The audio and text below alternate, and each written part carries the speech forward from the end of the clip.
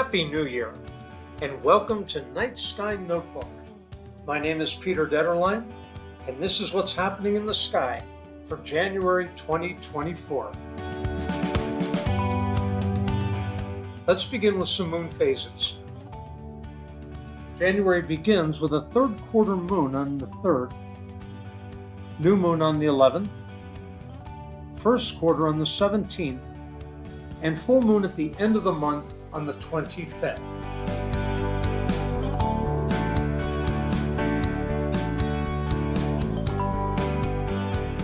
The Earth is actually the closest to the Sun in early January and farthest in early July. This year it'll be on January 2nd, where we will be some 3% closer to the Sun than we actually will be in July. Our distance to the Sun has absolutely nothing to do with seasons. That's the tilt of the Earth on its axis, not our distance from the Sun.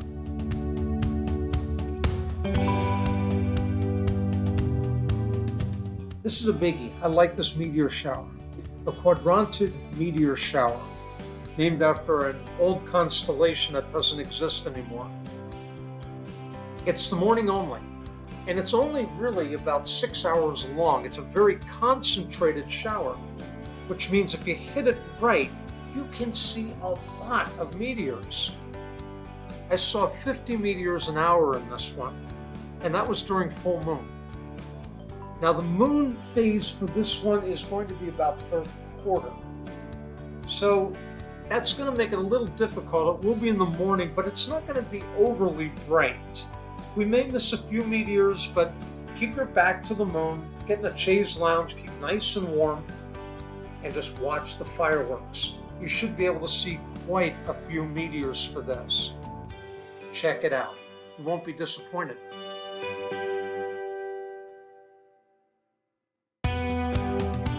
I would say the big event of the month, though, is going to be the morning of January 9th. Venus, Mercury, and the Moon will all be together in a nice little triangle just before sunrise. Now, this may be a bit of a challenge because we're talking 7:20 a.m. Binoculars will help. A low horizon is going to help. Venus will be the easiest to see. Mercury and the Moon you'll be able to pick up pretty easily with this. The Moon's going to be very, very thin. So notice where it's located here to help you find that. Check it out though, it'll be well worth it. And a great way to start the day.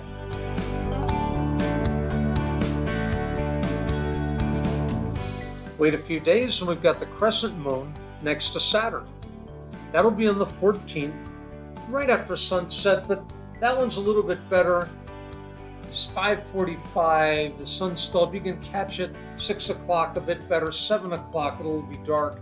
You'll still be able to see it, but much lower in the sky. Check out Earthshine on the moon. If you take a look at the moon, you should be able to see the nighttime features, just as we can see our shadow when we have a full moon. If you were an astronaut on the moon on the nighttime side, you could see your shadow from the almost full Earth.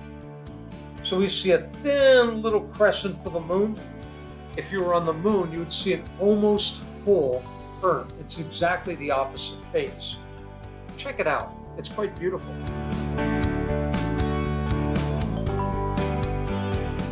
On the 18th, the first quarter moon, or technically a day past, reaches Jupiter in the sky. They'll be pretty high up and about 3 degrees apart. It's about 3 finger widths apart if you hold them up at arm's length.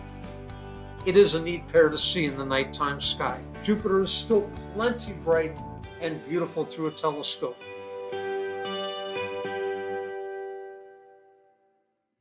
On the 20th, the moon is going to pass in Taurus the Bull, and Taurus has so many amazing features.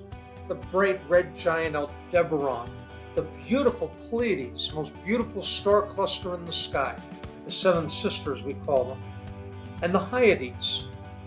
The Hyades are a rather old cluster, the Pleiades a rather young one, and the moon's going to zip right between the two on January 20th.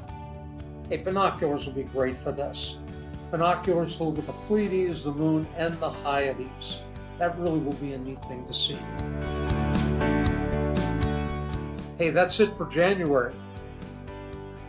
Check back and we'll take a look and see what's happening in February. If you'd like to see what other events are happening in the night sky or get a little more knowledge about the night sky, check out my blog, Night Sky Notebook. Until next time, keep looking up.